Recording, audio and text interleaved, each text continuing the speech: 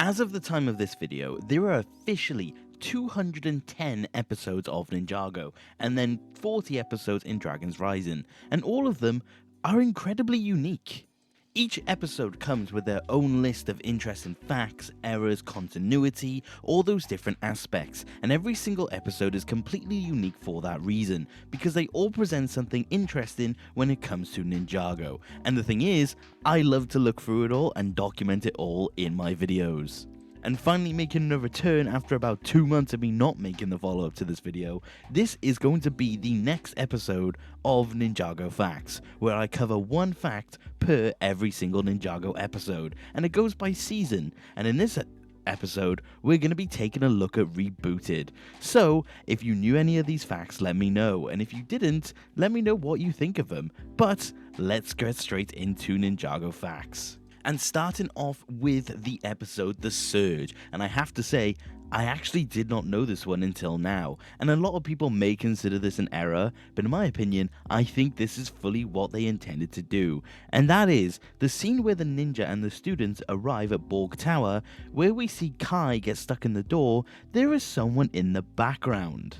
And who is that, you may ask? Well, that's the Overlord, and he's not outright on the screen because they probably didn't want to reveal it, but if you compare it to any shot where you see the Overlord on a screen, that is the Overlord, and I like to think this is fully intended, because he would have been keeping an eye on the ninja, and we know this for a fact. So, seeing him appear behind them on any of the screens, because we know he had control of Ninjago City, it's just a very nice little detail, and it sets up a nice bit of foreshadowing. It almost reminds me of the first scene in Season 9 where we see Skylar in the background with Dareth, but like I said, I think this is a really good one, and I didn't even realize, but honestly, this is why I love these, because now I've got something new to know, and I hope you guys did too.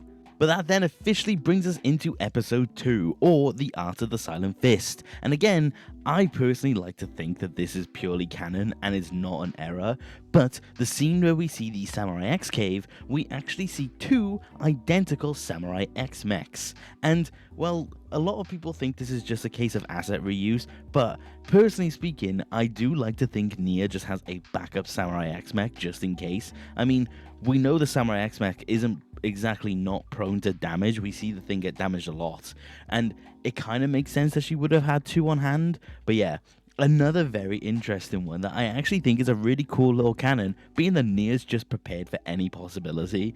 But yeah, another interesting one for this episode. I will say, of course, the other possibility is just they wanted something to go on each of the platforms, and, well, that obviously does make sense, because we do see something similar in Season 5. We see one Samurai X mech, and when we see Jay's mech from Season 4, so we know they're not exactly prone to not making new vehicles, or at least just reusing vehicles just to fill out the space. But again, I do think it's interesting to think that Nia would just have a second Samurai X mech just on standby just in case, and what kind of situation she sees herself getting into when it comes to something like this. But yeah, like I said, I just think this is another interesting one, to be honest with you. But this then, of course, brings us to episode 3, or The Blackout. And I'm going to be honest, there actually wasn't enough, well, a lot anyway, in terms of interesting Ninjago facts for this one. But there is one that I think is kind of just funny, because this is the episode where we get introduced to the hooded stranger. And of course, there's a lot of theorizing as to who it is. But funnily enough, if you looked at the credits of this episode, the guy was straight up credited as Pythor. So they just straight up revealed who he was in the exact same episode he was introduced to. Luckily, the next episode was airing back to back, so it wasn't a case of it was a major spoiler, but it's still one of those things where they just straight up showed who it was, and nowhere near when it was actually meant to be revealed. So, again, how do they manage this? I really don't know, but I do think this is another interesting one to see. But speaking of interesting, episode 4, or The Curse of the Golden Master, does do something that's essentially a retcon. And again, I do think it's an interesting one to think about, because in this episode, we have Acidicus claim that the Great Devourer was actually a warning to the surface dwellers. And, well, we know for a fact that this wasn't because of Season 1. Meaning that in season 1, once Pythor reveals or releases the Great Devourer, the Serpentine call him mad and actually disagree with what he did. But the thing is, now in season 3 they're claiming it was actually a warning. So it's one of those things where you look at it and you go, well, was it a warning or was Pythor just acting on his own accord? So an interesting one, they seem to have retconned the Serpentine a little bit in this one. But again, it's just one of those ones where it's like you could take it as either way. But again, interesting to see that they've essentially retconned the whole reasoning behind the Great Devourer, but of course they wouldn't have known that at the time. But yeah, what do you guys think? Was it a retcon or was it just the Serpentine going back on what they thought? But then Enter the Digiverse comes in with one that's honestly kind of depressing, because well, like I said, episode 5, or Enter the Digiverse, is officially the first episode of a handful, may I add, but obviously this is the first instance, where throughout the entirety of the episode, there is not one instance of Spinjitzu being used. And of course, we know most of the episode took place inside the Digiverse, but again, it's kind of a shame, because of course it's masters of Spinjitzu and we don't actually see them use it, and every single episode has at least one instance of it, so seeing this the beginning of a trend that will be followed up on is kind of just a shame. And I do wish that they actually ended up doing more, but again, they just don't, and well, I don't know. I just wish they did use Spinjitzu, I guess. What do you guys think? Should Spinjitzu be essential to every episode of Ninjago, or should it not be? Let me know what you think of that. But in terms of like a bigger mystery, Codename Arcturus is the beginning of a more interesting mystery, being that it's the house of the beginning of a very big era, or is it? Because this is the first episode which we see Lloyd after losing his golden power, and the thing is, he no longer uses his techno robe for the season. He however uses the stone armor robe. But the thing is, for the rest of the episode, the Void and the Titanium Ninja, we see him use it up until the point where the ninja also get theirs. But the thing is, the ninja put on the stone armor and then get their stone armor robes. And then Lloyd puts on the stone armor and keeps the same robe? So that begs the question, was the stone armor outfit a different purpose for Lloyd until that point? And more specifically, how did he even get it? Well, I don't know, to be honest with you, and I don't know whether or not it's meant to be an error or not, because we see suit errors all the time and there's nothing wrong with that. But the thing is that this one is multi-episode and doesn't actually go back to the techno robe until season 4. So what was the purpose of the stone armor robe up until that point? My only theory is that Lloyd has some sort of built-in resistance to the golden power, but not to the extent of the stone armor robes. So that's why he has the outfit, but it doesn't have the same effect until he puts it on. But that's the only theory I really have. And the other thing being, how did the ninja end up with the exact same outfits as Lloyd from using something that Lloyd never had? So it's weird. I really don't know what's going on there.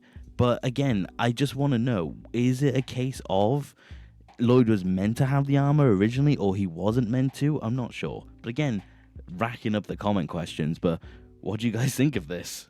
But episode 7, or The Void, does hold another very weird fact. And of course, this one is going to be about Zane. But here's the thing. In this episode, it is stated that Zane does not need air to survive. He outright goes into the vacuum of space without any sort of need for oxygen. But the thing is that season 1 again has a counter to this, because we see a scene where Scalador is managing to choke out Zane and he is short of breath. And it's not even the only instance of him being short of breath, because we see him needed to breathe when he goes underwater. But again, multiple instances of Zane requiring oxygen. So how come he no longer needs oxygen now? A lot of people have stated that they reckon it's because Zane did not know he was a Ninjroid, ergo he didn't know he didn't need to breathe. But the thing is that even when he wasn't aware he was a Ninjroid, he would have still been aware he didn't need to breathe. Or was it just some sort of placebo effect? I'm not entirely certain. But the thing is, surely he would have figured that out. I'm not entirely sure what they were going for with that. But again, just another weird one, I guess. And it's one I wish we had some clarity on, because of course from this point onwards, we know Zane doesn't need oxygen. He acts like he does, but we know he does it for his effect, as he says in C-Round. But the thing is, what do we do with this information? So does Zane need oxygen or not? Well, clearly not. But what is season 1? But again, this kind of ties back into season 1, funnily enough. But the Titanium Ninja is the final episode of the season. And again, another Zane fact. But again, this is nothing to do with him not being able to breathe. This is just another strange one. But to be honest, Zane's statue that we see erected at the end of the episode, the Titanium Ninja, has a very weird little detail. And I wish they actually cleared up what this actually means. That being that the statue actually has a weapon on Zane's back. And, well, it's the Sword of Fire. And it just makes me wonder, why did they give him the Sword of Fire for the statue? Wouldn't it have been the shurikens or just a standard blade? I'm not entirely certain.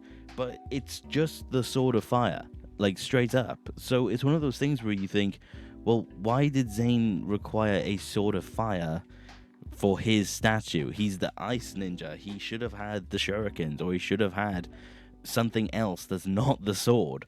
But again, just another weird one, and one I would love to have clarity on. And I'm going to be honest, just as a complete side note, the Ninjago City Gardens, which comes with a minifigure for the statue of Zane, that was such a missed opportunity for them to give us the Sword of Fire in that silver variant. But hey ho, someone can dream. But again, why was there a Sword of Fire on his back? But that is a fact for every single Ninjago episode for Season 3. And let me know what you think of them all, and let me know on all the things that I commented about. Because it's one of those ones where this season definitely begs more questions than answers, but I think that's why rebooted as a season is extremely divisive. But, like I said, let me know what you guys do think of it. But that is about it for today, guys. Thank you for watching. Take care. Okay,